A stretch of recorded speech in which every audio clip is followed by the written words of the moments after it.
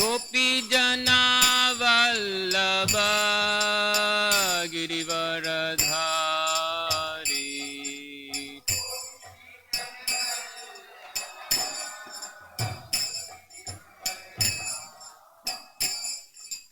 यशोधनंदन ब्रज धन रंजन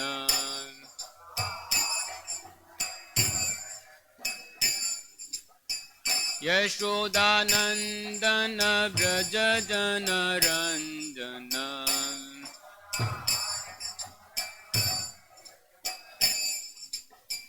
यमुना तीर वनचारी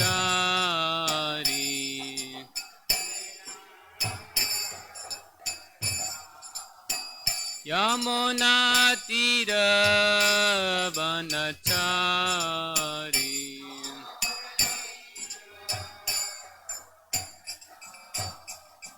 जय राधा माधव कुंज बिहारी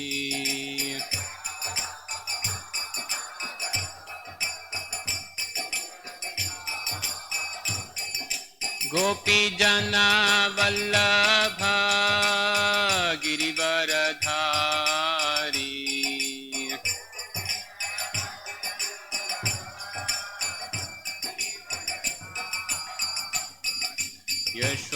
यशोधानंदन ब्रज धन रंजन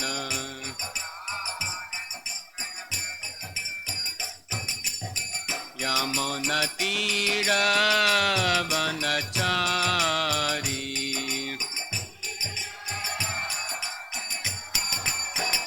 जय राधा माधव कुंज बिहारी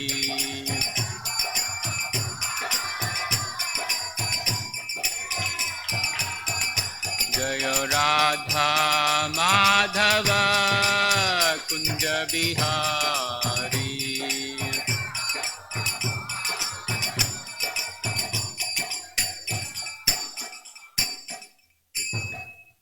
जय ओम विष्णुपाद परमहंस परिव्राजकाचार्य अष्टोत्र सदस्य श्रीमद् श्रीलेसी भक्तिवेदांत स्वामी प्रभुपाद की जय।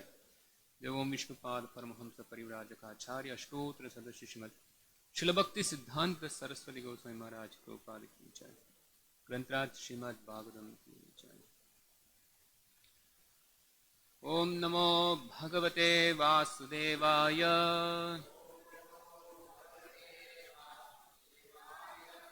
ओम नमो भगवते वासुदेवाय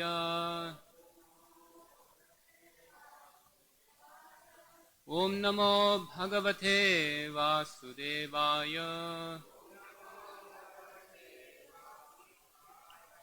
Reading from Śrīmad-Bhāgavatam, Canto 9, Chapter 24, Chapter titled Kṛṣṇa, the Supreme Personality of Godhead.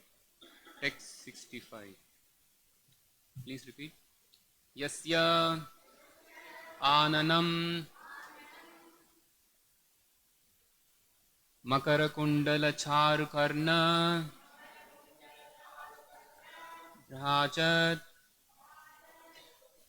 Kapola Subhagham Savilasahasam Nitya Utsavam Na Tatrupuho Drishibihi Pibantyaha Naryaha Naraha Cha Muditaha Kupitaha Nimehe Cha Yasyananam Makarakundalacharukarna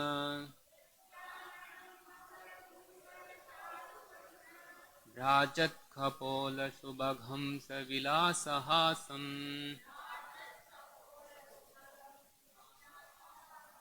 Nityotsavam na tatrupo drushibipi-bantyo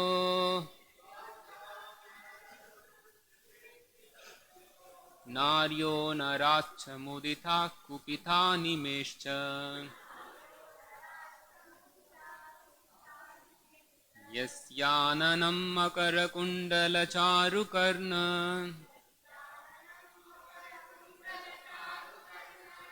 भ्राजत्कपोलसुभगं सविलासहासम् नित्योत्सवं न तत्रुपोदृशभिः पिबन्त्यो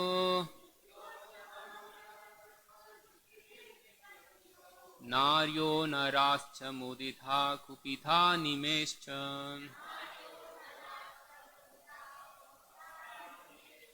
यस्याननं मकरकुण्डलचारुकर्ण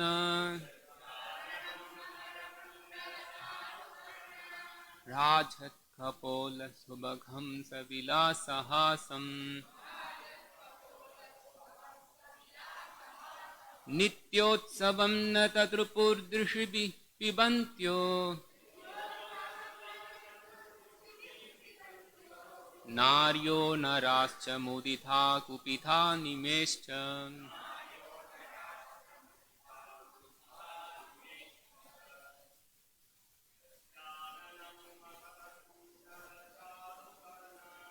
यस्याननं मकरकुण्डलचारुकर्ण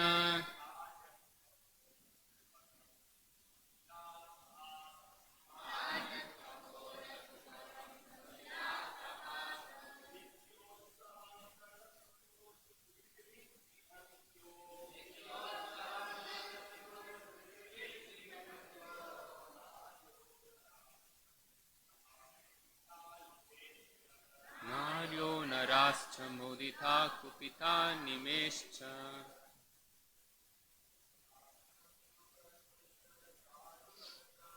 यस्याननं मकरकुण्डलचारुकर्ण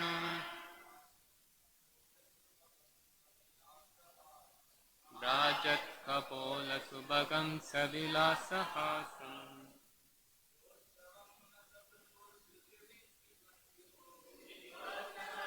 तत्रुपोदृशिभिः पिबन्त्यो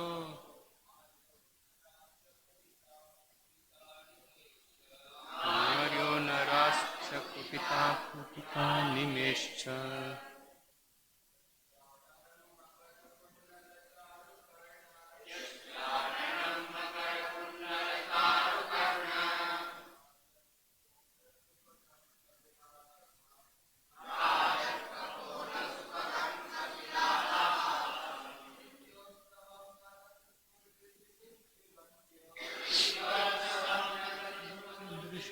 पिबन्त्यो नार्यो नराश्च मुदिता कुपिता निमेश्च माताजी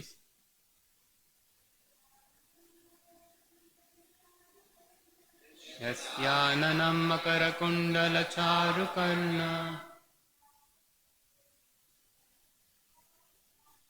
भ्राजत्कपोलसुभगं सविलासहासम् नित्योत्सवं न तत्रुपोदृशिभिः पिबन्त्यो नार्यो नराश्च मुदिता कुपिता निमेश्च यस्य whose आननं face Makara-kundala-charu-karna decorated by earrings resembling sharks and by beautiful ears. Rajat, brilliantly decorated. Kapola, forehead. Subhagam, declaring all opulences. Savilasahasam, with smiles of enjoyment. Nitya Utsavam, whenever one sees him, one feels festive. Na tatrupuhu, they could not be satisfied. Drushibihi, by seeing the form of the Lord. Pibantyaha, as if drinking through the eyes. Naryaha, all the women of Vrindavana, Naraha, all the male devotees, Cha, also, Muditaha, fully satisfied, Kupitaha, angry, Nimehe, the moment they are disturbed by the blinking of the eyes, Cha, also. Translation and purport by His Divine Grace A.C. Bhaktivedanta Swami Srila Prabhupada, founder Acharya of ISKCON. Translation. Krishna's face is decorated with ornaments such as earrings resembling sharks. His ears are beautiful, his cheeks brilliant, and he is smiling, attractive to everyone. Whoever sees Lord Krishna sees a festival. His face and body are fully satisfying for everyone to see. But the devotees are angry at the Creator for the disturbance caused by the momentary blinking of their eyes. Purport. As stated by the Lord Himself in the Bhagavad Gita, chapter 7, text 3, Manushyanam sagashreshu kasyat yatati siddhaye yatatam api siddhanam kashin mam etti tatpataha. Out of many thousands among men, one may endeavor for perfection, and of those who have achieved perfection, hardly one knows me in truth. Unless one is qualified to understand Krishna, one cannot appreciate the presence of Krishna on earth. Among the Bhojas, Vrishnis, Andakas, Pandavas, and many other kings intimately related with Krishna, the intimate relationship between Krishna and the inhabitants of Vrindavana is especially to be noted. That relationship is described in this verse by the words, Nityotsavam na tatrupur drishibhi pibantyaha. The inhabitants of Vrindavana, especially such as the cowherd boys, the calves, the gopis, and Krishna's father and mother, were never fully satisfied, although they saw Krishna's beautiful features constantly. Seeing Krishna is described here as Nitya Utsava, a daily festival. The inhabitants of Vrindavana saw Krishna almost every moment, but when Krishna left the village for the pasturing grounds, where he tended the cows and calves, the gopis were very much afflicted because they saw Krishna walking on the sand and thought that Krishna's lotus feet, which they dared not place on their breasts because they thought their breasts not soft enough, were being pierced by broken chips of stone. By even thinking of this, the gopis were affected, and they cried at home. These gopis, who were therefore the exalted friends of Krishna, saw Krishna constantly, but because their eyelids disturbed their vision of Krishna, the gopis condemned the Creator, Lord Brahma. Therefore, the beauty of Krishna, especially the beauty of his face, is described here. At the end of the 9th canto, in the 24th chapter, we find a hint of Krishna's beauty. Now we are proceeding to the 10th canto, which is considered Krishna's head. The entire Śrīmad-Bhāgavatam Purana is the embodiment of Krishna's form, and the 10th canto is his face. This verse gives a hint of how beautiful his face is. Krishna's smiling face with his cheeks, his lips, the ornaments in his ears, his chewing the betel nuts, all this was minutely observed by the gopis, who thus enjoyed transcendental bliss, so much so that they were never fully satisfied to see Krishna's face, but instead condemned the Creator of the body for making eyelids that obstructed their vision. The beauty of Krishna's face was therefore much more appreciated by the gopis than by his friends, the cowherd boys, or even by Yashoda Mata, who was also interested in decorating the face of Krishna. Om Jnanam Timirandasya Jnananjana Shalakaya Chakshurunmilitanena Tasmai Shri Gurave Namaha Mukam Karoti Vachalam Pangum Langete Girimit Kripatamaham Vande Shri Gurum Dinadharinam Vandeham Shri Gurum Shri Dapatakamalam Shri Gurun Vaishnavamscha Shri Rupam Sagrajatam Sagana Raghunatanvitam Tam Sajivam Sadvaitam Savadutam Parjanasigitam Krishna Chaitanya Devam Shri Radha Krishna Padan Sagana Lalita Shiv Shakanvitamscha Namo Vishnu Padaya Krishna Prashnaya Bhutale Srimate Bhakti Vedanta Swami Namine Namaste Saraswati Devi Gauravani Pracharine Nirvishesha Shunyavadi Paschatya Deshatarine Jai Shri Krishna Chaitanya Prabhu Nityananda Shri Advaita Gadadhara Srivasadi Gaura Bhakta Vrinda Hare Krishna Krishna Krishna Hare Hare Hare Rama Rama Rama Hare Hare Yasyananam makara kundala charu karna Rajat kapola subhakam savilasahasam Nityotsavam na tatrupur drishidi pibantyo Naryo narascha muditha kupitha nimescha. Translation. Krishna's face is decorated with ornaments such as earrings resembling sharks. His ears are beautiful, his cheeks brilliant, and his smiling attractive to everyone. Whoever sees Lord Krishna sees a festival. His face and body are fully satisfying for everyone to see. But the devotees are angry at the Creator for the disturbance caused by the momentary blinking of their eyes.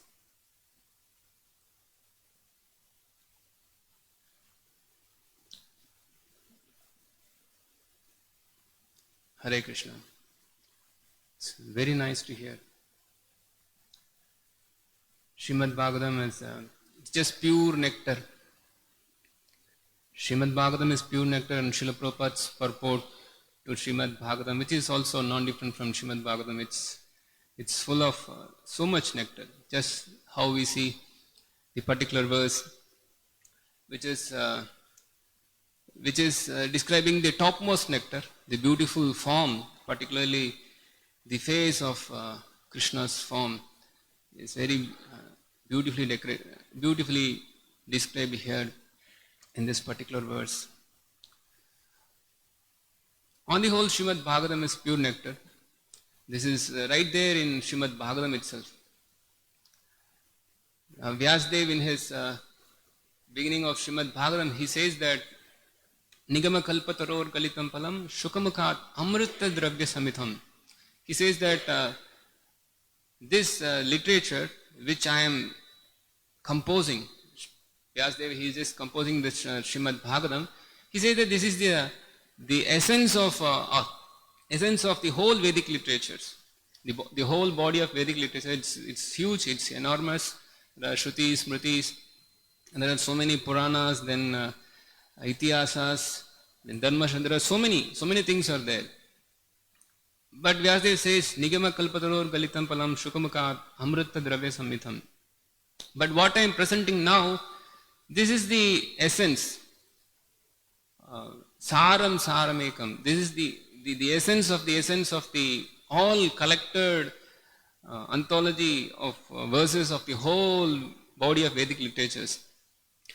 And he is saying that Shukamukat Amrita, this is coming from the lotus mouth of Shukadeva Goswami, and this is Amrita Drava.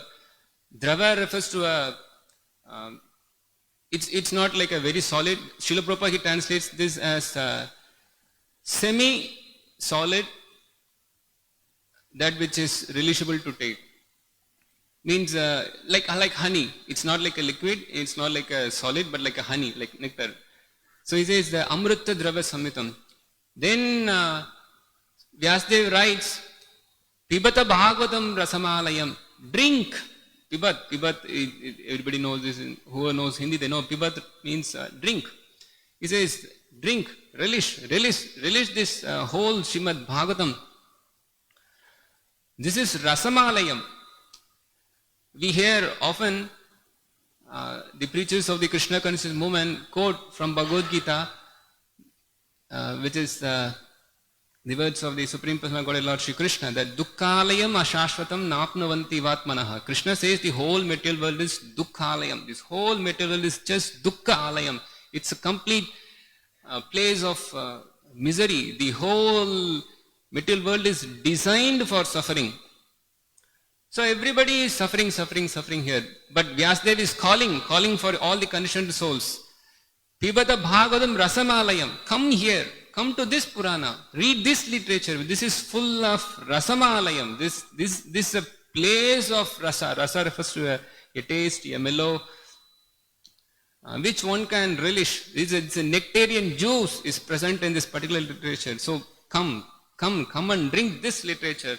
Like that Vyasadeva is so beautifully speaking Śrīmad-Bhāgavatam. And he is very happy.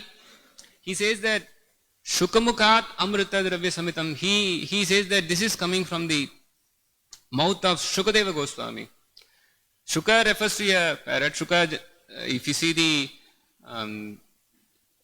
the word meaning of Shuka, it refers to a parrot. But Shukadeva Goswami is not known for reciting Śrīmad-Bhāgavatam just as a parrot would recite anything that we say to it. No, he is known as a parrot because this parrot, it has a very peculiar substance in his body that when it bites the fruit, the example of a mango is given and the mango is bitten by the parrot, then because of the beautiful red beak touching the fruit, then immediately that fruit attains more taste. So Śrīmad-Bhāgavatam is always relishable because it speaks about the glories of Kṛṣṇa. But just because it has come from the mouth of Shukadeva Goswami, who is also like a parrot biting the beautiful fruit of Śrīmad-Bhāgavatam, this is even more relishable. So please drink, like that Vyasadeva is saying. Vyasadeva, he should be very happy that his son is describing Śrīmad-Bhāgavatam. Recently, I was hearing our Gurmana lecture, His Holiness Bhakti Swami, he was saying that in a particular verse for which he was giving a lecture, I think that's Bhagavatam lecture. So in that particular verse, the word Bhadrayani comes. So Maharaj, he was saying that why should the word Bhadrayan should come here? Then Maharaj, he was saying he's speculating, but we could see this is also, it's in line. So Maharaj, he said that Vyasadeva, he writes, actually Vyasadeva, he is writing Śrīmad-Bhāgavatam, but he is writing in such a way that his son is speaking Śrīmad-Bhāgavatam to Parikshit Maharaj. So when Vyasadeva writes Bhadrayani, he mentions that this is like son of Vyasadeva. Vyasadeva is writing that son of Vyasadeva is speaking. It means he is so happy that my son is speaking Śrīmad-Bhāgavatam.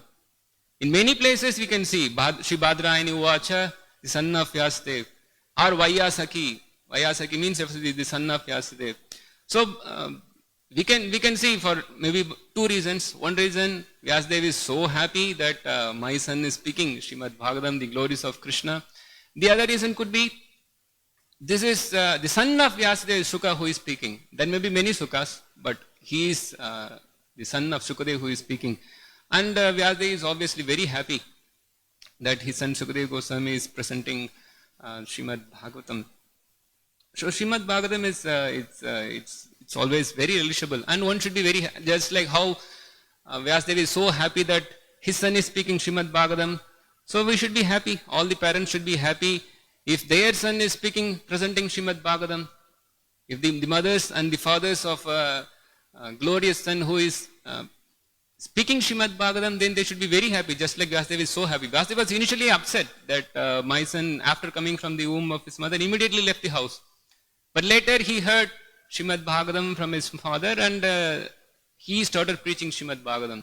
So all the fathers, mothers should be very happy if their sons become the preachers of Śrīmad-Bhāgavatam, speakers of Śrīmad-Bhāgavatam, or the promoters of Śrīmad-Bhāgavatam, or the distributors of Śrīmad-Bhāgavatam. We have Srila Prabhupada's books in the form of Śrīmad-Bhāgavatam. So whoever is distributing Śrīmad-Bhāgavatam, then he's a glorious personality, and then the fathers and mothers of such glorious personality should be so happy that my son is distributing Śrīmad-Bhāgavatam. So here we particularly, one more thing I was just thinking. Vyasadeva, in many places it comes as Vyasa Sunam, the son of Vyasadeva. One should be very happy that if our son or our dependent takes to the path of devotional service, and then he is also preaching the message of Śrīmad-Bhāgavatam, that's a very high position. Why should somebody should be happy to make their son somewhere working in the corporate field, just dusting the dust of the shoes of the corporate personalities? This is not at all good. Śrīmad-Bhāgavatam, it's a Uttama Sloka Gunan Vanane. This is Yat Pada. We want to see the lotus feet of Kṛṣṇa, not that we want to, actually anybody who is working in a corporate company is actually a Shudra. It's like you just simply want to be a Shudra, dusting the dust present in the shoe of all the corporate leaders or the managers. Why we should go for such a job? Or even a job of a doctor. Why should a parent should be happy that his son is becoming a doctor? Just seeing all sorts of obnoxious persons every day, sick persons every day, putting injections into their body, or just always every day having the darshan of the sick persons of the material world, suffering. Why should a parent should be happy to have their son become a doctor or an engineer, Shudra? All these things are not at all a very desirable thing for the parents. Parents should be very happy that their son becomes preachers of Śrīmad-Bhāgavatam, distributors of Śrīmad-Bhāgavatam. Just see how nice Śrīmad-Bhāgavatam is. It's so relishable to hear, speak, discuss. So if our sons and daughters or dependents are making their life and soul this Śrīmad-Bhāgavatam, as Srila Prabhupada often says, make Śrīmad-Bhāgavatam your life and soul. Somebody who makes Śrīmad-Bhāgavatam their life and soul is a very glorious personality, and we should be very happy that our dependents are taking to that path of the message of Śrīmad-Bhāgavatam. So here, particularly in this way, in this verse, Krishna's beautiful face is described, and how the devotees of the Lord, they take so much pleasure in seeing such a form of the Lord, and then they are not at all satisfied even after seeing it 24 hours a day. They always want to see the form of the Lord. And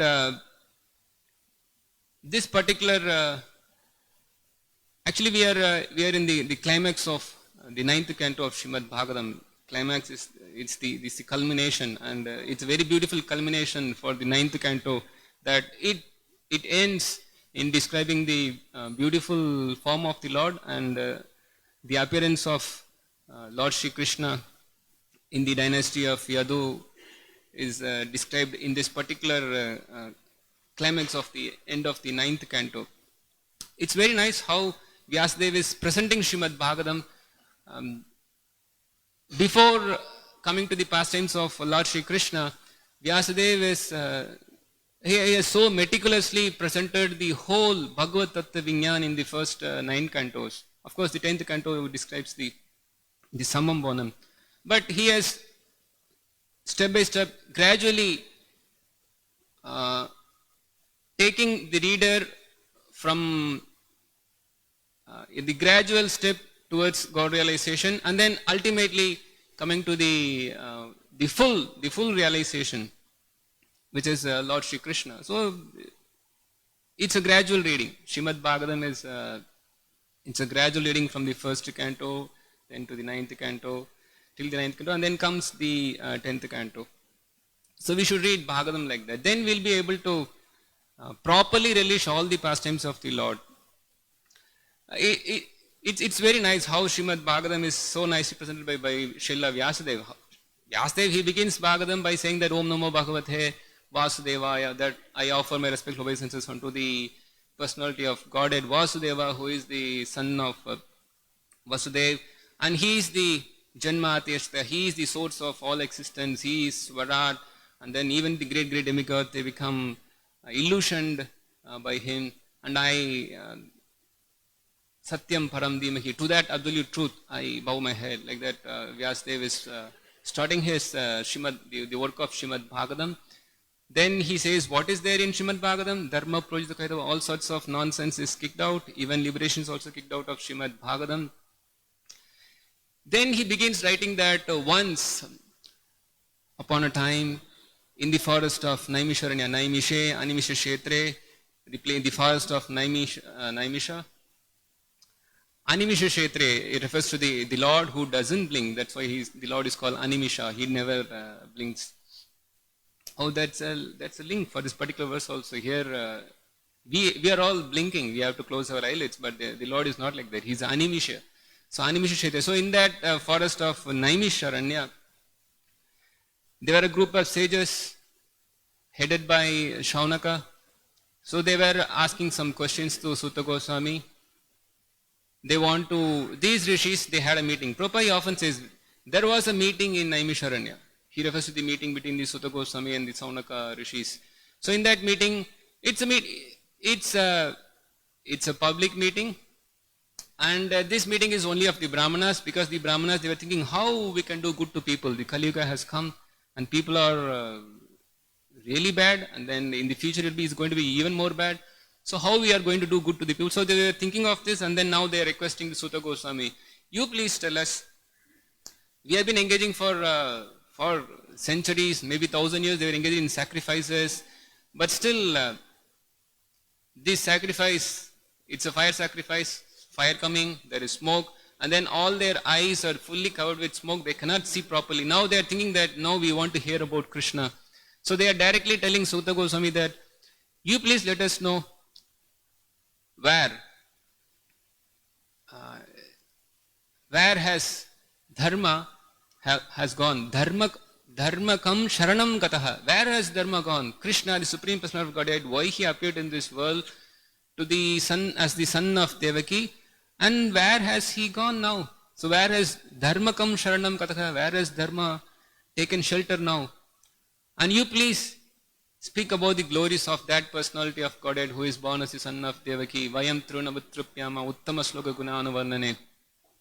Yashunvatam rasanyanam swadu swadu pade pade. Every step hearing about the glorious activities of Kṛṣṇa is so nectarian. So we are not at all satisfied even after constantly hearing about Kṛṣṇa. So you please speak about the pastimes of Kṛṣṇa. Like that, Sutta Goswami is requested by the rishis of Naimisharanya, and then when they ask the question, Dharma kam sharanam gataka, where has Dharma gone for shelter? Then Sutta Goswami, he starts speaking that, we know the famous words, Krishne sudamo bhagate dharmo jnana divisaha khalau nashta drishamesha puranarko anudotitaka. When Kṛṣṇa left this world, Dharma also left, religion left, knowledge left. Then Kali Yuga has begun. Khalau nashta drisham, but don't worry, because of this presence of Śrīmad-Bhāgavatam, which has risen just after Kṛṣṇa leaving this world, all the darkness of Kali Yuga is dismantled. I heard this Śrīmad-Bhāgavatam from Sukadeva Goswami, who was speaking to Parikshit Maharaj at the time of his death, caused by the king of snakes, the Takshakas. He speaks like that. Then the rishis of Naimishan, they become inquisitive. What are you saying? What happened? What happened to Parikshit? How come this happened? He is a very great, powerful king. All the great rulers of the kingdoms, different kingdoms, they used to come and pay tax to him. So what happened to him? How come this happened? And how is it possible that Shukadeva Goswami spoke this? Because Shukadeva Goswami he's a bhavaka, he goes everywhere naked. How is it possible that he came to the place called Hastinapur? Hastinapur is the headquarters of the Pandavas. So obviously the grandson was ruling there. So how come he came there and then he was able to speak this Śrīmad-Bhāgavatam? And how did you hear? Like that they start asking questions. Then Sutta Goswami, he offers obeisance to his spiritual master, Sukadeva Goswami, and then he starts speaking that once upon a time when Vyasadeva was sitting in the banks of Saraswati, thinking of the welfare of the people, then Narada appeared. Because Vyasadeva was not happy, then Narada appears and then he speaks, you wrote all these Vedas, you divided everything properly, but still you did not glorify exclusively the Supreme Personality of Godhead, Kṛṣṇa. So you please write a literature in which there is only glorification of Kṛṣṇa, then you will be satisfied. Then Narada, upon the request of Vyasadeva, he speaks about how he became a pure devotee of the Lord. Then giving his blessings to his dear disciple Vyasadeva, he leaves. Then Vyasadeva, in his meditation, he could see the form of the Lord, how Maya is standing behind the Lord because he cannot stand in front of the Lord. Then he explains this after getting this realization, then he starts writing Śrīmad-Bhāgavatam, and he explains this Śrīmad-Bhāgavatam to his son Sukadeva Goswami. Then Sukadeva Goswami, he speaks Śrīmad-Bhāgavatam to Parikshit Maharaj. Then how come this happened? So Parikshit Maharaj, how Parikshit Maharaj was cursed, that story is explained in the first canto. Then a small description of the death of the sons of Pandavas, how the Dronacharya's son Ashwatthama killed all the sons, and then Later on he was punished by Arjuna. Then comes the story of then when everything was settled, this Dronacharya, the son of Dronacharya, he was about to kill Parikshit also. Then Krishna protected Parikshit. So in order to say this happened, Sutta Goswami is explaining why this Bhagavatam was spoken. Then he says that, okay, after protecting Parikshit Maharaj inside the womb, then Krishna, he goes back to Dwaraka, but before leaving, Kunti Maharani stops. Then Kunti Maharani glorifies Krishna. Then the praise of Kunti Maharani comes. Then again, Krishna is planning to leave. Then Yudhishthira Maharaj says, no, oh Lord, please stay here for some more time. I am feeling unhappy that I have killed so many personalities in the war of Mahabharata. Now I want to do some atonement. Then the Lord takes the Pandavas to the battlefield where Bhishma Deva is lying. Then Bhishma Deva sees Krishna. Then he glorifies Krishna. Then the praise of Bhishma Deva comes. Then after settling everything, then Krishna goes back to Dwaraka. How Krishna is entering Dwaraka is beautifully described. Then Krishna leaves this world. Then the Pandavas, they become unhappy. Of course, before Krishna leaving this world, Vidura comes and then preaches to Dhritarashtra that why you are so much living the life of a dog, that you are fully depending on the Pandavas whom you plan to kill. Like that, he was speaking so heavily, preached so nicely, and then he sent him towards the path of liberation. So Vidura's instruction to Dhritarashtra that comes. Then later Pandavas also retire after Krishna leaves this world. Then after Pandavas has retired, then Parikshit Maharaj, he comes to rule. Then once Parikshit Maharaj comes to rule, he is ruling so nicely that Kali has no way of entering. But Kali was planning how I can enter. So then there comes the scene of Dharma personified in the form of a bull, then the cow. Then Kali is trying to harm the cow. In fact, he harms the cow. That's the scene. Then immediately Parikshit, he punishes the Kali. Then Kali says, if at all you are not allowing me to live in your kingdom, where will I go? I have to... Actually, when Parikshit was about to kill Kali, Kali took shelter of Parikshit. Then being a king, somebody who asks for shelter, then he just forgives. He doesn't kill. But then Kali was asking for shelter, where will I go? Then Parikshit says that, okay, I'll give you 4 places to live. You can go where there is illicit sex, intoxication, gambling, and meat eating. And sadly for Kali, there are 4 places are not at all found in the kingdom of Parikshit Maharaj. So again, Kali is confused. Where will I go? Then Parikshit says, okay, I give you another option. You go to a place where there is gold. Because where there is gold, there will be greediness, then definitely all sorts of nonsense will happen. So this is a warning to devotees that if there is gold, then Kali is present. So all the devotees, mothers, if we have gold, you are keeping Kali in your house, better dispose it off. Dispose it off means not just throw it away or, okay, Kali is there in gold, let us sell gold and make an investment in land. No. That's a bad investment. Give to Krishna, that's a good investment. So if you want to keep away Kali from our house, let us give all our gold or whatever we have to Krishna. Then Parikshit Maharaj, he sends Kali away, but Kali is waiting, how I can come. Then finally there is an opportunity for Kali by the divine arrangement of Krishna. Then Parikshit, he was afflicted by thirst, and then by the arrangement of Krishna, there was a curse by the son of a Brahmana. Then this stringy boy, he curses Parikshit. Then Parikshit, he gives up his kingdom, and then he comes to the shore of Ganga. And then he asks the rishis there, you please instruct me, I have only 7 days to live. The boy has cursed me to live only for 7 days. Anyway, I am not afraid of death. Let the Takshaka bird come and bite me. I am not at all afraid because I am fixed in my service to Krishna. But you please tell me at this point of time what I should do. Then at that time, Sukadeva Goswami, he arrives. Then once Sukadeva Goswami arrives, it's a very beautiful conversation how Sukadeva Goswami is received by Parikshit Maharaj. Parikshit Maharaj, of course, by Parikshit Maharaj and all the other sages who were all assembled in the shore of Ganga. Parikshit Maharaj, he says that it's very interesting.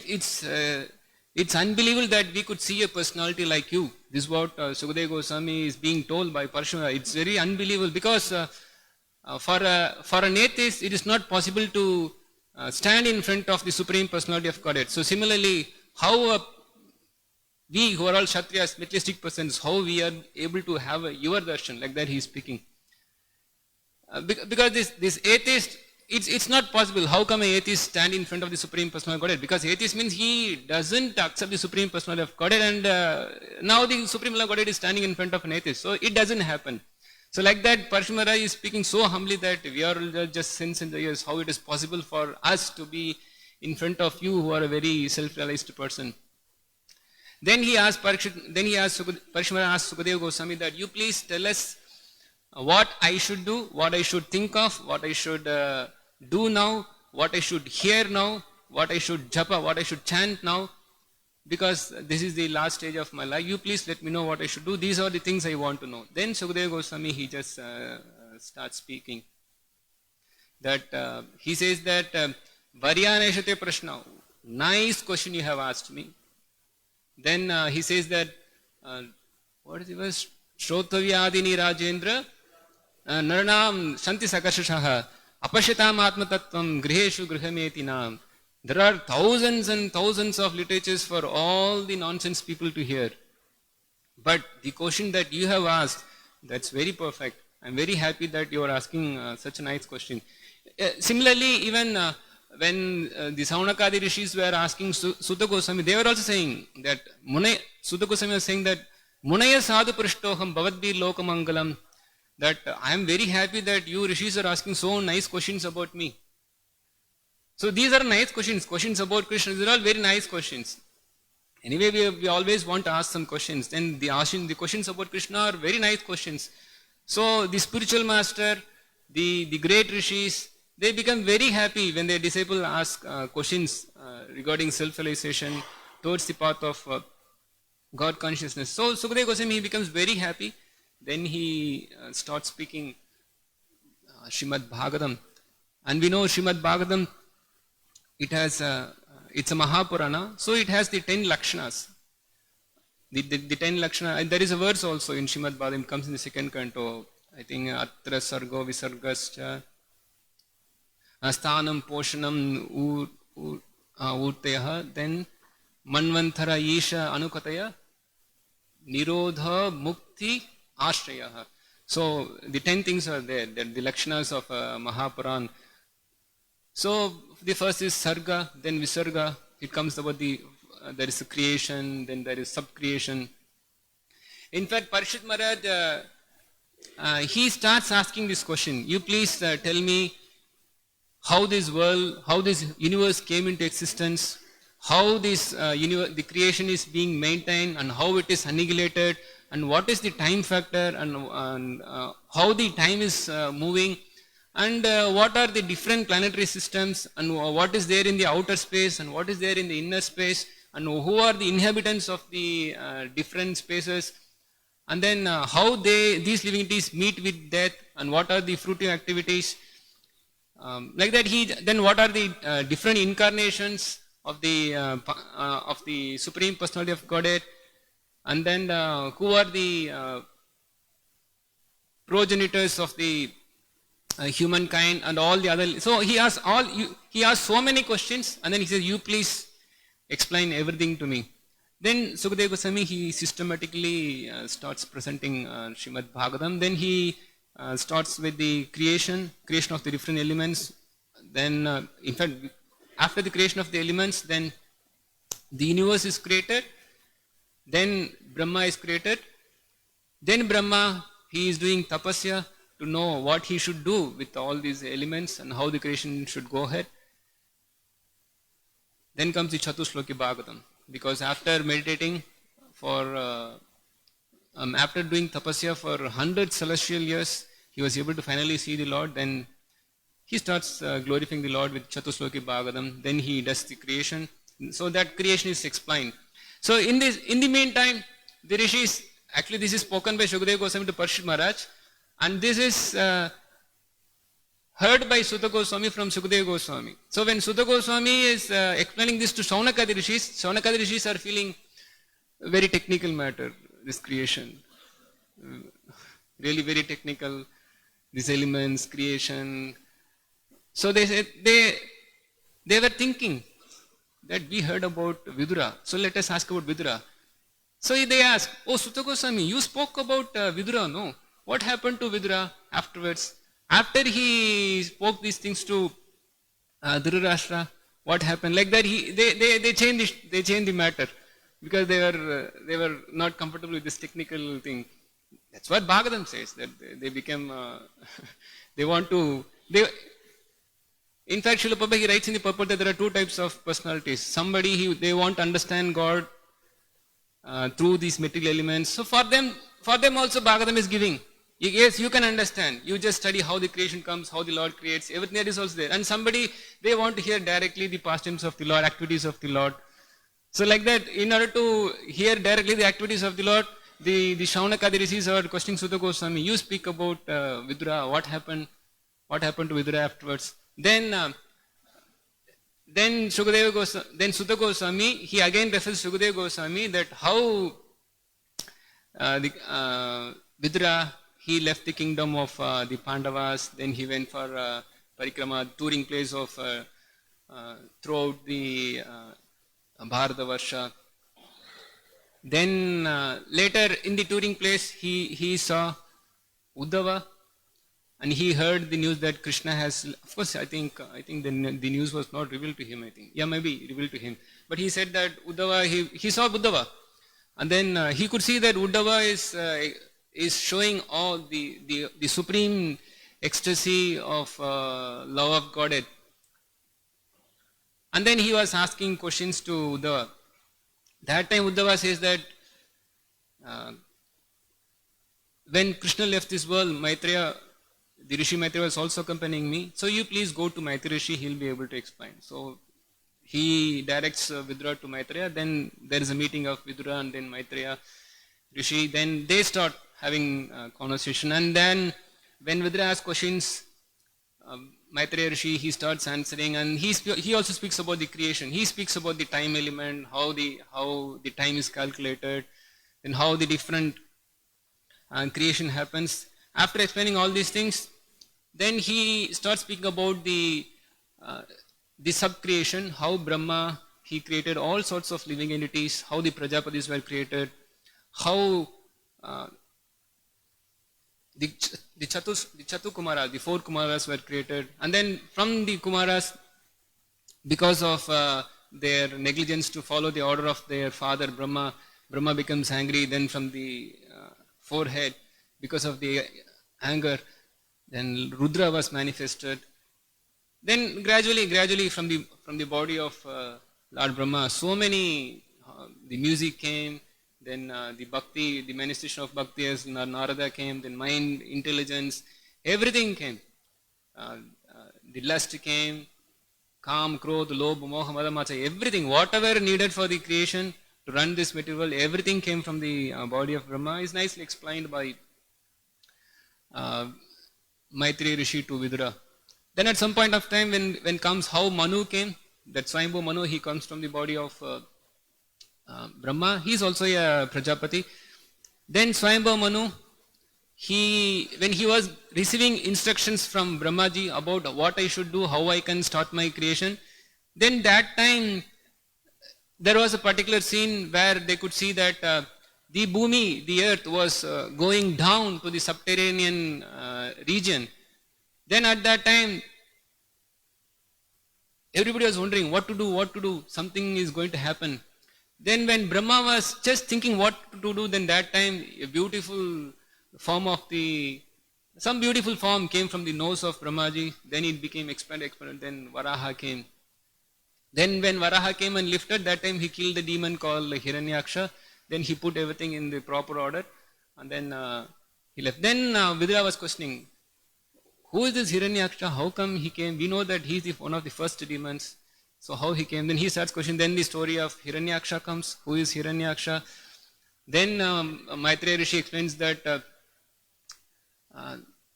Kashyapa, when he was doing his regular duties, his wife Diti became disturbed. Then that time Kashyapa was obligated to have sexual intercourse with her. Then that time 2 demons were born. The one was Hiranyaksha. This person was killed by the Supreme Personal Godhead in the form of Varaha. Then when there is a pregnancy of Diti, then the demigods, they became afraid because 2 great demons were born. Now they were afraid, so they have questioned. They questioned Brahma. What happened? Why there is some terrible thing going to happen in the universe? Then Brahma, he explains that it is because of Jaya, Vijaya, the wonderful associates of the Lord. They have taken the form of demons inside the womb of Diti. Then the story of how the Kumaras, they went to meet the Vaikuntapati, and then how they were stopped by the Jaya, Vijaya, and then they were cursed to become demons for 3 lives. Like everything is explained in the 3rd canto.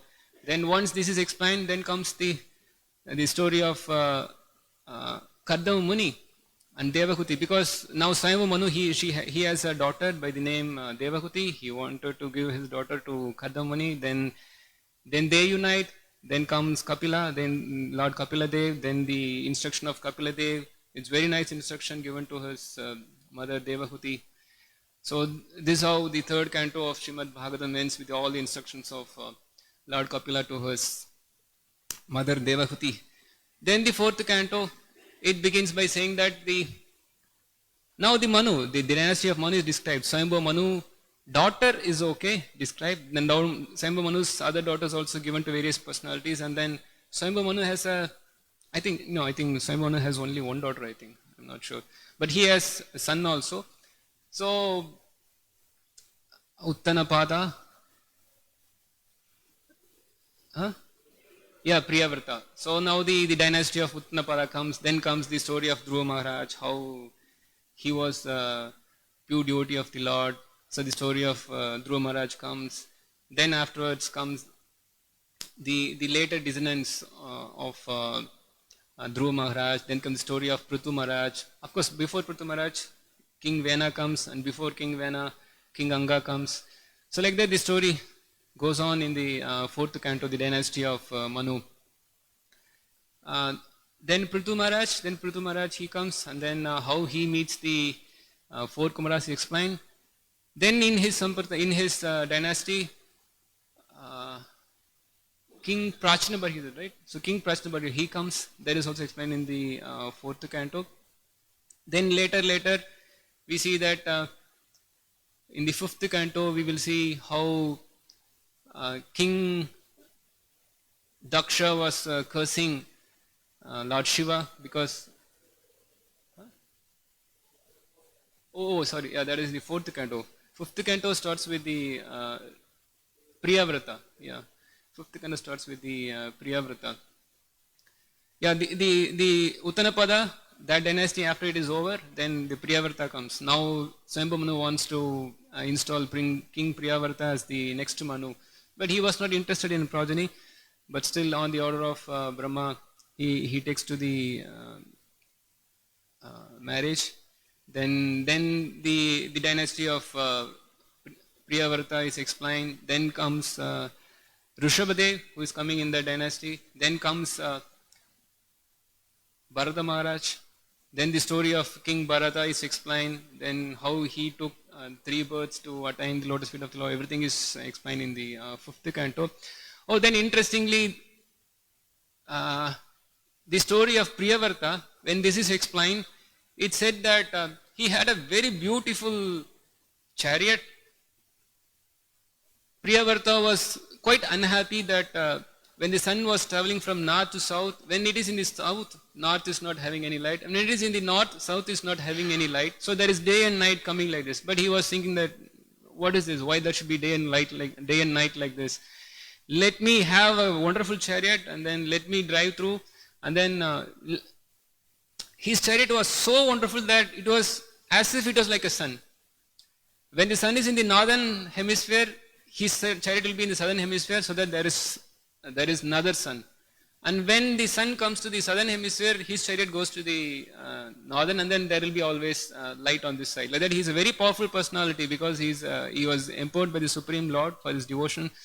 So he was having a chariot which was like a sun, and because of his moving of the chariot along the Bhumandala, there was 7 ditches, means 7 oceans formed, 7 lands formed because of his moving of the chariot. Then comes the description of Bhumandala. Then the description of Bhumandala comes. Then what is because of the movement of the chariot, the central part, that became the Jambudvip. Then what is Jambudvip? The description of Jambudvip there. What are the mountains there? Then what are the rivers there? When then there's the description of the rivers, then comes the river Ganga. Then how Ganga came. Ganga comes from the heavenly planet. And who is Ganga? That she is actually the water which is which washed the lotus feet of the Lord. These are all mentioned. Then again in the Bhumandala, there are so many dvipas are there. So every dvipa is mentioned. Then the movement of the sun is mentioned along with the different dvipas. And then the different planetary systems is also mentioned. Then when Parshumara, he asks about what about hell? Where is the location of hell? Then he speaks about the hell is located in the southern part, and it is between the Garbhodaka ocean and then the upper 3 planetary systems. Then he gives the description of the hell, what are the different planets present in the hell, Raurava, Maharaurava, Kumbhipaka, like that, Vaitaran, like that. He speaks about the hell, and then hearing all the descriptions of the helly planets, he becomes very unhappy. Oh, these people are suffering here, these living entities are fully suffering here. What they should do so that they become free? No, then Sukadeva Goswami says these living entities should do prashita for whatever sin they have done. If they are not doing prashita, then they are going to suffer like this in hell. Then Parshvamana, he was very intelligent. This is like Kunjara Sauja, this is like a bathing of the elephant. These people, they do sin, then if they do prashita, then again they do the sin. This is not going to end their suffering. There will be always hell, always filled with all sorts of sinful living entities. So there should be some other method so that they can be always free from hell. Then the pure devotional service, chanting of the whole names is explained with the story of Ajamila. Then the story goes like this. Then the story goes in such a way. Bhagavatam then says that there was a yajna made by Vishwarupa. Then there was a problem with the demons. Then demigods. Then Vritrasura comes. Then the story of Vritrasura comes. Then for 2-3 chapters the story of Vritrasura and the killing of Vritrasura by Indra, everything is explained. Then after explaining this, there was a discussion by Diti. Diti sees that all my sons are being killed by Vishnu. Why is it all my sons? Indra, he is Aditi's son, and then he is always killing my son. So you should do something she is asking her own husband that you please tell me a particular yajna that I will do so that I can kill Indra. So she is planning to kill Indra. Then Kashyapa, being very intelligent, engaged her in the pure process of Pumsavana, and then so that her heart will be purified, and then she is no more having any enmity with Indra. But after hearing this, Parshvamana, he became doubtful. What is this? Whenever the Lord comes, he is favoring Indra. It seems that there is some partiality in the form of the Lord. So why the Lord is partial? Is it that the Lord is partial? Like that he started asking question to Sukadeva Goswami. Then Sukadeva Goswami, Parikshit, the same question was asked by your grandfather, Yudhishthira Maharaj, in the Rajasuya Yajna. Like that he speaks. Then the conversation between Yudhishthira Maharaj and Narada comes. Then when Narada was questioned by Yudhishthira, actually Yudhishthira Maharaj was told by Narada that the Lord is not at all partial, he is always equal to all living entities. Because whoever the demons who are killed by the Lord gives them salvation. So it seems to be the Lord is killing, but actually they are getting the benefit. So the Lord is not at all partial. This is so nicely explained by Narada Muni. This you can see in the history of Hiranyakashipu. Even when he tortured his son Prahlad, but Prahlad was protected by the Lord Nrsimhadev, and then Nrsimhadev killed Hiranyakashipu, and then Hiranyakashipu attained shelter. Like that he started explaining. Then, oh Prahlad, can you please explain the story of Prahlad? Like that, then they start explaining the story of Prahlad, then the story of Prahlad comes. Then Narada Muni, he gives instructions to Yudhishthira Maharaj about the different social orders, different spiritual orders, and what are the duties of each and every social order. Then what are the instructions for the civilized human. He speaks everything to Yudhishthira Maharaj, and finally he says that, see, Prahlad Maharaj is such a wonderful devotee of the Lord.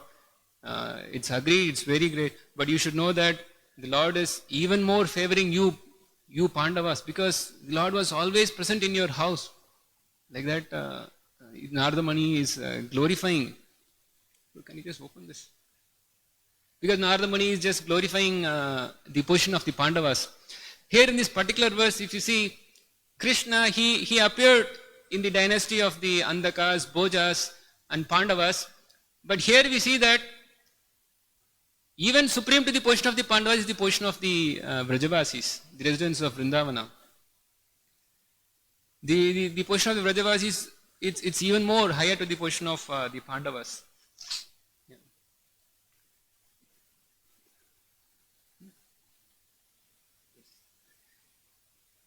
Then, then the 7th canto ends with the instruction of Narada Muni. Then the 8th canto begins by explaining the 6th Manu, I think. From 6th Manu,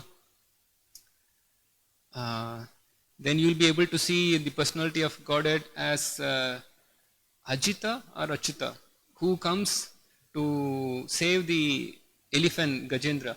Ajita. So Ajita, so he comes and then he saves the elephant Gajendra. That story you can see. And then the Lord, he also appears as Vamana Dev, and he protects, he saves Bali Maharaj. That story also comes in the 8th canto. And before that, you will see that there is a truce between the demigods and the demons, because in one of the, I think it's the 6th Manu, one of the sons in the parampara of the 6th Manu, there appears the Supreme Personality of Godhead, who appeared as a tortoise and who helped in the churning of the milk ocean. When this was told to Parikshit Maharaj, then immediately Parikshit Maharaj questions, what is the pastime of the churning ocean? I just want to know. Then he speaks about the churning, the churning of the milk ocean. Then all these things are explained. Then comes Bali Maharaj was not happy that I have lost my kingdom. Then he wanted to regain the kingdom. Then the story of Bali Maharaj comes. Then the Lord, he comes as Vamana Dev, and then finally he takes all the wealth of Bali Maharaj and makes Bali fully surrender to him. Then the other dissonance coming in the I think the 6th Manu, that is also 7th Manu, I think. So that is also explained. 7th Manu is I think Shraddha Deva. He is the 7th Manu, and then he's the Shraddha Deva is the 7th Manu, and he's also known as the Vaivastha Manu. So that is explained. And then why he is called Vaivastha Manu? Because he is the son of Vivaswan. That's so we call this as a sun dynasty, because from sun only the Shraddha Deva was born. Then from Shraddha Deva, different kings came, and in that king, in one of the king was Ikshvaku, and then from the parampara of Ikshvaku comes Lord Ramachandra. Everything you will find in the 9th canto. Then finally the whole dynasty of sun is explained. Then the sun dynasty comes to the end.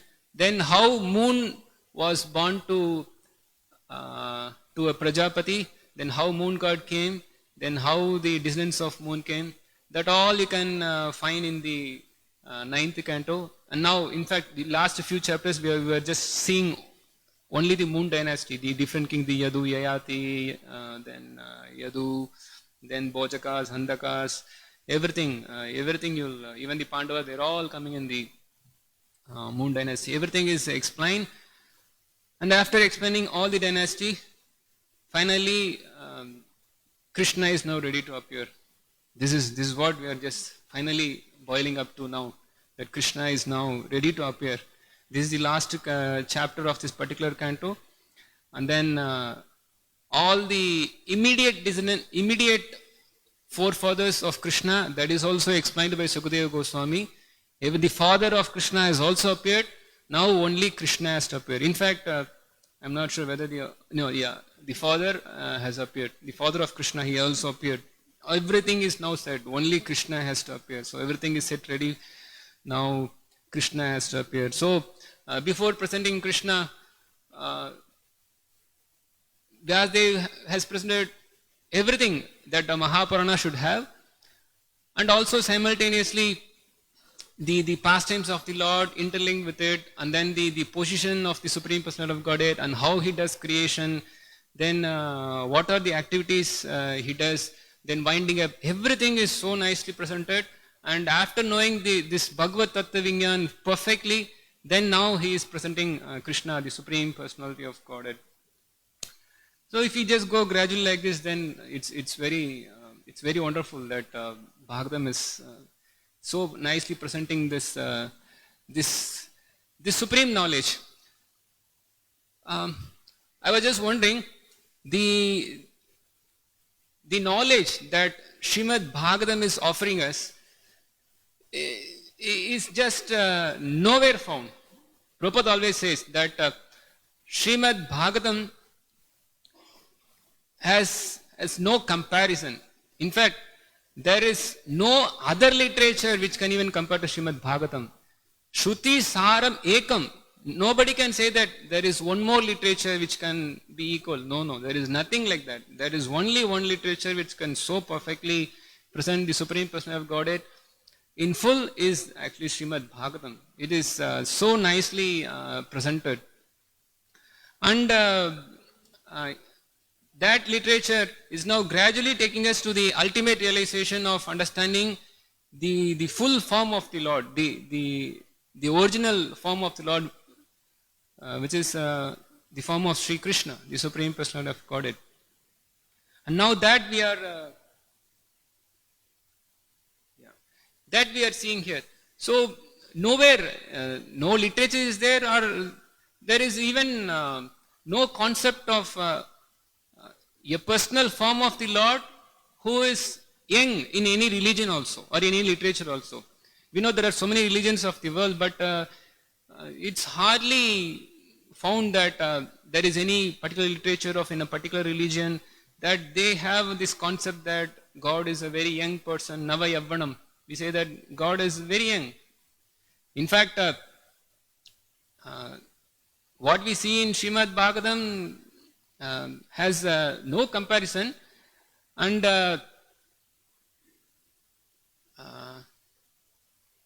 particularly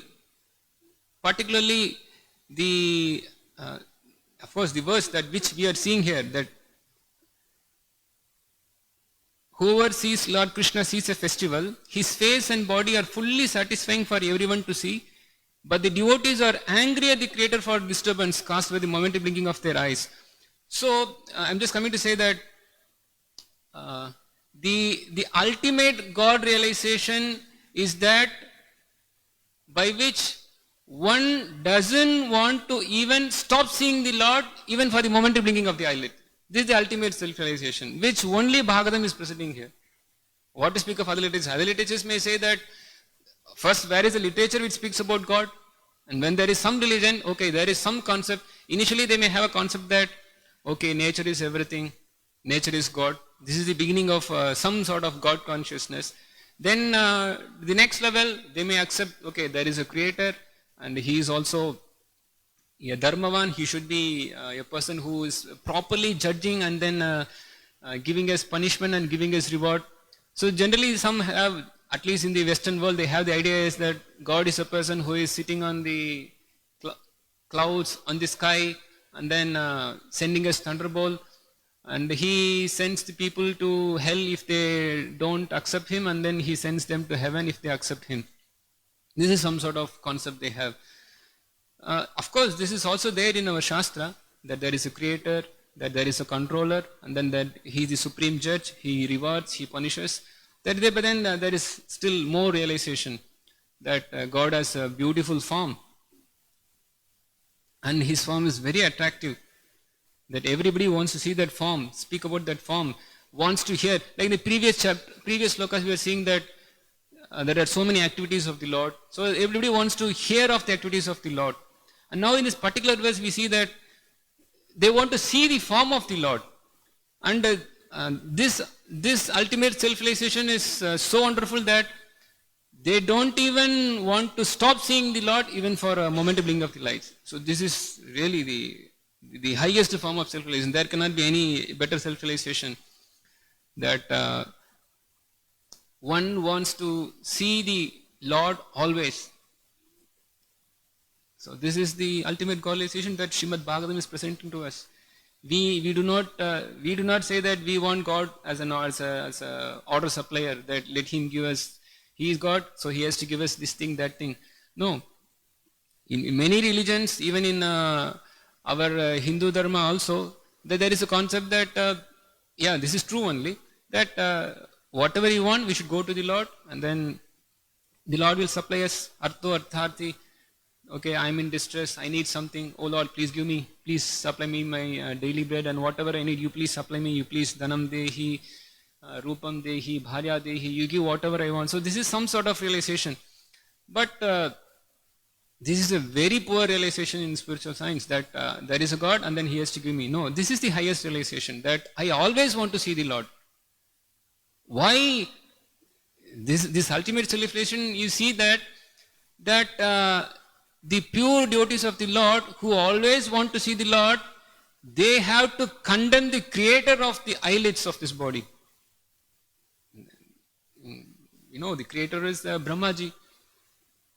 In fact, Srila Prabhupada, I think it comes in the Nectar of Devotion, the same words. This particular thing, it comes at least in two places in Śrīmad-Bhāgavatam. Especially it is known for its verse that comes in the 10th canto, I think 31st chapter, where the gopis are seeing the form of the Lord, and then they don't want to stop seeing the form of the Lord. Because of the eyelids, which is just hindering the form of the Lord, they just curse. They just condemn the creator Brahma. So Srila Prabhupada, he writes that the gopis, they are calling Brahmaji as a dunce. Dunce means a stupid person, a foolish person who is not innovative, who is not very artistic in doing things, or who is not intelligent enough to do things. So the gopis are so advanced that they could condemn creator Brahma. We are not in that position, but at least we can see that this is the ultimate realization, that they cannot stop seeing the Lord even for a momentary blink of the eyelids, and then if at all there is something which is hindering them, they are ready to condemn such thing also. So this is the position of the gopis, the pure devotees of the Lord. I remember when I initially began my Krishna consciousness, two things which more attracted me, which is exactly present in this particular purport also. The two things that which exactly attracted me is that when I visited the temple, the first ISKCON temple when I visited, I somehow saw the beautiful paintings, and in one of the paintings, I particularly saw these words. So these are these are the words exactly I just saw in this particular painting also. That Kṛṣṇa, he tended the cows and calves. The gopis were very much afflicted because they saw Kṛṣṇa walking on the sand and thought that Kṛṣṇa's lotus feet, which they dared not place on their breasts because they thought their breasts not soft enough. Kṛṣṇa's lotus feet were being pierced by broken chips of stone. Actually, I was very attracted. Kṛṣṇa, I was just thinking. Of course, I was not any realized person that time. Now also, I'm just trying to The thing is that this was very attractive to me. I thought I could see that this should be something divine. But I was seeing that how these gopis, they don't want to please they don't want to place the lotus feet of Kṛṣṇa on their soft breast. In fact, this is material world. Every man, at least, okay, the conditioned soul present in the body of a man will always desire to place his feet or the other parts of his body on the soft, fatty breast of women. This is just natural for a conditioned soul, and they take pleasure in it. And women also, they also take pleasure in it when their breasts are being touched by the opposite member. But here we see that the gopis, they are not ready to do that, because they think that, oh, our breasts will be very hard for Krishna's lotus of feet. I think Kṛṣṇa, this is really very, very, very, very beautiful love that the gopis have for the Supreme Personality of Godhead. How these gopis are so much loving Kṛṣṇa. So I could see that this should be something divine, though this is far, far high. This is billions of miles above my head, that time also, this time also. But I could see that this is something very divine, which may be very difficult for us to access. Even whole Śrīmad-Bhāgavatam, sometimes I wonder, or many even devotees also wonder, at least I wonder that how come we have access to this knowledge of Śrīmad-Bhāgavatam? Is it me who is taking advantage of all these literatures, this Śrīmad-Bhāgavatam? It's all mercy of Srila Prabhupada that we could take advantage. But when we little bit think that how could we access such a high transcendental knowledge? How is it possible that I am able to know and then at least now take to this process of attaining that stage of self-realization? So it is many ways, this is just amazing for us. Though this is, many things are really far, far above our heads. And it's fortune, it's actually unlimited fortune. Maybe we do not know the fortune that is bestowed on us by Chaitanya Mahaprabhu. This is completely unlimited fortune, unimaginable fortune, the fortune which we are, at least I am not qualified to get, but somehow this is now forcefully or mercifully bestowed on us. So we have to take advantage of that. That is there. So this one thing I was really very, it was very happy. I was very nice. It was very nice also, so poetically written. So this one point, how breasts, how the gopis were not ready to keep these tender, soft lotus feet, Krishna's, on their breasts. And then the second thing is the next one, that by even thinking of this, the gopis were affected and they cried at home. These gopis, who were therefore the exalted friends of Kṛṣṇa, saw Kṛṣṇa constantly, but because their eyelids disturbed their vision of Kṛṣṇa, the gopis condemned the Creator, Lord Brahma. I was thinking this is very poetic. How it's actually very, very nice to hear that how because we see there are always affairs, boyfriend, girlfriend affair. It is there in the material world. It's not new for us. We see all these things. There are all sorts of different poetries made so that there is the attraction between the male member and female member becomes very strong. These things are there.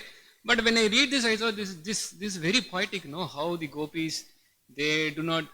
In fact, I remember that somebody told me that I was trying to forget you, but thinking of forgetting you, I was always thinking of you. In fact, that's there in Bhagavatam. Like that, there are so many poetic things we always hear in the outside world. But when I read this is really very poetic. That how the gopis, they were disturbed by the closing of the eyelids. But this may be poetic, but actually this is a complete distress for the gopis. It's a complete distressful situation for the gopis, that the eyelids are just closing and then they are disturbing my seeing Kṛṣṇa. It's a big depression for the gopis that they could not see the beautiful form of the Lord even for the closing of the eyelid. So this is sort of realization that the gopis have for Kṛṣṇa, and this is the ultimate self-realization that one can have for the Lord. And why such a thing is there? Because Kṛṣṇa is a very beautiful personality. That's why we see here. Kṛṣṇa is very beautiful. That's why we want to see. See, in the material world, there are so many things that we do. But we should know that all these things that we are doing is already done by the Lord, and He is already taking pleasure in doing all these things. Just like we see that in this material world, people take milk from the mother's breast, but that is already done by Kṛṣṇa. So, in fact, Śrīmad-Bhāgavatam, it presents God in such a way that the ultimate concept of God is that God is forgetful of His position of being a God. That's what presented in Śrīmad-Bhāgavatam, that God is drinking the milk of the mother. Actually, why should God drink? Some may ask. But actually, when we can drink, then why not God can drink?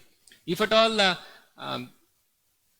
we can play, then why not God cannot play? So God can also play. If you are playing, God can play. And if you have girlfriends, then why not God can not have girlfriends? So all these things that we are doing is actually already there in Kṛṣṇa. That we understand from Śrīmad-Bhāgavatam. And one more thing we just see in this realization is that whatever Kṛṣṇa does, like whatever we are doing, Kṛṣṇa is doing. So whatever form that we have, actually Kṛṣṇa is having. Just like just here in this material world, we see that some people are attractive. Not that everybody is beautiful, but some are beautiful. Because the beauty is already there in Kṛṣṇa. So somebody could manifest that beauty in them. So some are beautiful. But it's not that some are beautiful for all the people. Some may be beautiful, but only for limited number of people. Just like a boy may be very attractive, but he may not be attracted to the boys. Maybe he may be attracted to the girls. And of course, some boys will be very happy to see that, oh, this boy is very attractive. But not that all boys will be attractive. And not that all ages of people will be attracted to the young boy. And even if some people are attractive, and obviously they are not attracted to the other living entities. And some may be attractive, and some may be attracted to some people, and for at some age, but definitely they won't be attractive all the time. They may be attractive only for some time. But that's not the case with Kṛṣṇa. Kṛṣṇa has a beautiful form, and then he has a beautiful personality. He is always attractive. And here in this particular verse, you can see that even the cows, calves, Kṛṣṇa's father, Kṛṣṇa's mother, gopis, everybody was attracted to Kṛṣṇa. This is the beautiful form of Kṛṣṇa, that he is just attracting us. That's why gopis, they always want to see the form of the Lord. They don't want to stop seeing the form of the Lord. So these two things, really, that was my attractive feature when I just joined ISKCON. And there is one more thing, it's also a very beautiful thing. Many would have heard this. That I was constantly reading whenever I was just going to ISKCON. The very famous words by Srila Rupa Goswami, that Smaran Bangi Traya Parichitam Sachi Vistirna Drishtim Vamsi Nestadara Kichlayam Ujjalam Chandrakena Govindakyam Haritanum Ita Keshitirtopakante Ma Preshishta Tavayati Sake Bandhu Sange Astirangaha. So that verse is spoken by Rupa Goswami. Of course, Rupa Goswami says that the gopis are discussing. So the idea is that one gopi is saying that Govindakyam Haritanum, that there is a personality called Govinda. Govindakyam. And Haritanum, he has a very transcendental, beautiful body. And what is he doing? He is standing in the Keshi Ghat, Keshi Tirthopakante. Then Smaran Bangi Traya, he has a threefold beautiful bent in his body. Then Ujjalam Chandrakena, means in the beautiful moonlight. Then Vamsik Kishlayam, means he is having the flute by the name Vamsi, and he is keeping it to his beautiful lotus mouth, and he is having a threefold bent form standing in the Keshi Ghat. So the gopi is saying that Ma Preshishta Tavayadi Sake Bandhu Sange Astiranga. If you have any attachment to your bandhu, your relatives, your friends, your community, the society, don't go to Keshi Ghat. Because if you go there, you will see this person called Govinda and you will forget all your family relationships. So you don't go there. You please don't go there. So this is what Rupa Goswami, I was just saying, oh, this is very attractive. Means Rupa Goswami is indirectly calling out. Like Maharaj, he explained this particular verse in one lecture and then he was saying, Gopis are saying, run, run, run, run. Everybody run to Kṛṣṇa. See how beautiful Kṛṣṇa is standing there. Everybody run. Just give up your wife, give up your husband, give up your father, give up your mother, give up your children, give up your country, give up your society, give up your bank balance, give up your car. Everything, just give up, run, run, run. Whatever best vehicle you have, take it and just run towards that person called Govinda who is standing on the Keshi Ghat with threefold bend form, playing flute. You please go there. That is the only way of stopping your miserable material life. So we should actually run. We should actually run to go and see this beautiful form of the Lord. I have just only one more thing to say, because almost a similar thing which you can find in Śrīmad-Bhāgavatam 10th canto, that why, see here actually hint, this particular verse is just a hint to what is going to be described in the next canto. And obviously the beautiful hint is actually the description of the description that's going to be given by the gopis. So there is a very beautiful verse that comes in the 10th canto, 21st chapter. This is the first verse. And this is also very famous, you all should be knowing, that Barha Pidam Naravara Karnayo Karnikaram Vibrat Vasa Kanaka Kapisha Vaijayantim Chamalam Randhran Venur Adara Sudaya Purayan Gopa Vrindai Vrindaranyam Sapadaramanam Pravishadu Gopa Vrindaihi. So the gopis, they are beautifully describing. In fact, the gopis, they have not still described, but then Sukadeva Goswami is giving a description that what is happening in Vrindavana. And what's happening in Vrindavana? Wearing a peacock feather ornamented upon his head, blue karnikara flowers on his ears, a yellow garment as brilliant as gold, and the Vaijayanti garland. Lord Kṛṣṇa exhibited his transcendental form as the greatest of dancers as he entered the forest of Vrindavana, beautifying it with the marks of the footprints. He filled the holes of his flute with the nectar of his lips, and the cowherd boys sang his glories.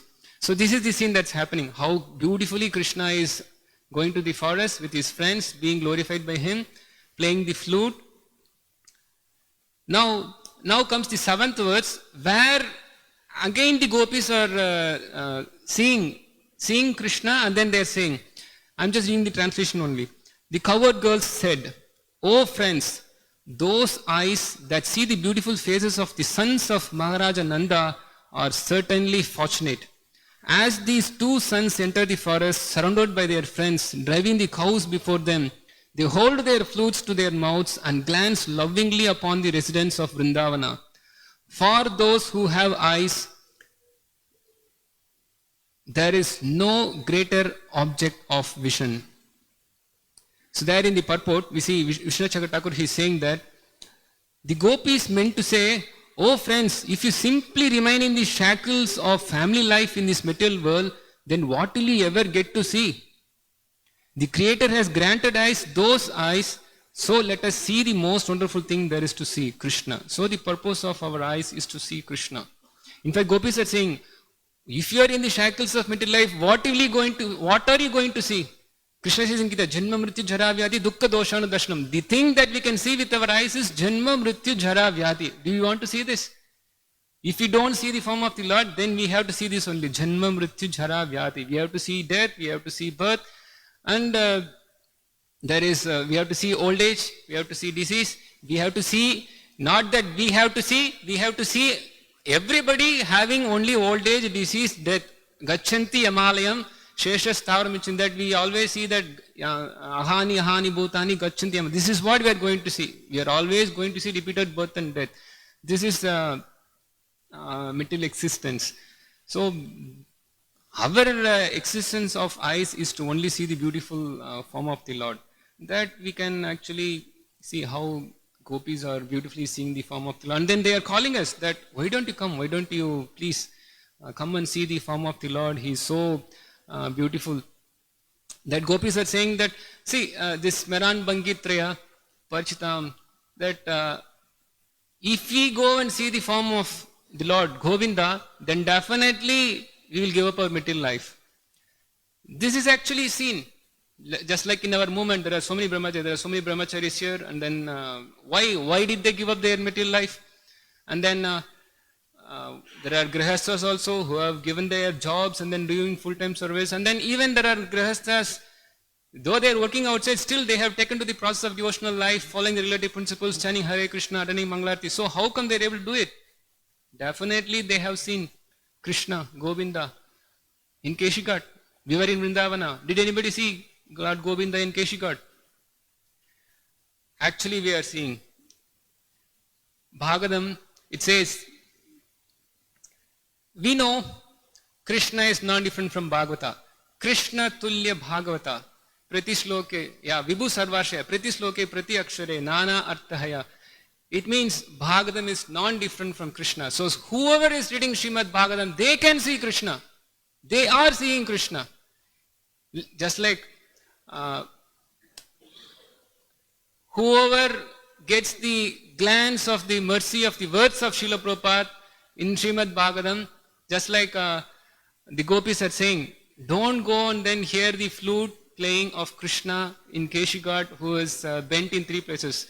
Of course, if you hear the words of Śrīmad-Bhāgavatam through the Parampara Acharyas, who are actually sending us these merciful words, with this sound of Śrīmad-Bhāgavatam, and of course Krishna is 3-fold bent, but Bhagavatam is 12-fold bent. It has 12 cantos. Just like we see that this is the 10th canto, which is the beautiful form of the Lord. So this Bhagavatam is 12-fold bent.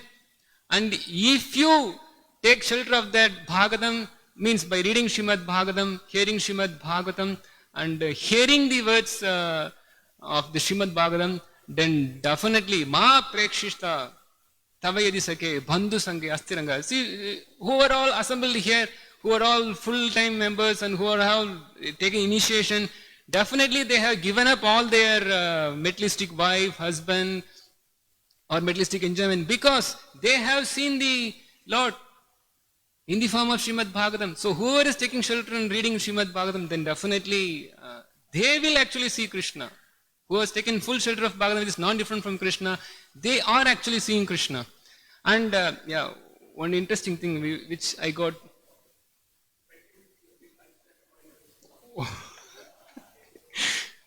I assure this is the last point, because this is very related to particular verse, because here the gopis they are really not at all happy to see any disturbance in the closing of the eyelids, because sometimes the comparison that I want to make is that if somebody is reading Śrīmad-Bhāgavatam, if there is any disturbance for their reading Śrīmad-Bhāgavatam, then definitely the real reader of Bhagavatam has to condemn the person who is stopping. Just like that, in our ashram we have no electricity. So we have an evening time reading, some 4:30 to 6 like that. So I see that the sun is going to set. So we read Bhagavatam and then Krishna, the sun is going to set. Then we can't read Bhagavatam anymore. Means of course next day we can read, but we see that this is a disturbance that sun is causing us, that it's just stopping us from reading Prabhupada's Śrīmad-Bhāgavatam or any literature that Srila Prabhupada has written. So we just condemn Krishna. Why the sun is setting? Let it extend the setting, So any actual, of course I'm not saying that I have any interest, but at least maybe I'm just fond of reading, that's it. Of course the devotees are stopping us, that is for service only. It's not that they have any other motive that they want to stop us from reading Śrīmad-Bhāgavatam. So that's the other thing. So a sincere reader of Śrīmad-Bhāgavatam, they will see that Krishna is appearing through the pages of Śrīmad-Bhāgavatam, and then they will relish it. Just like how we are relishing all the things from this particular literature now. So whoever is sincerely reading, they will be able to relish the full appearance of Krishna in this book. Hare Krishna. Granthar Śrīmad-Bhāgavatam ki jai, Srila Prabhupada ki jai. Any questions, comments?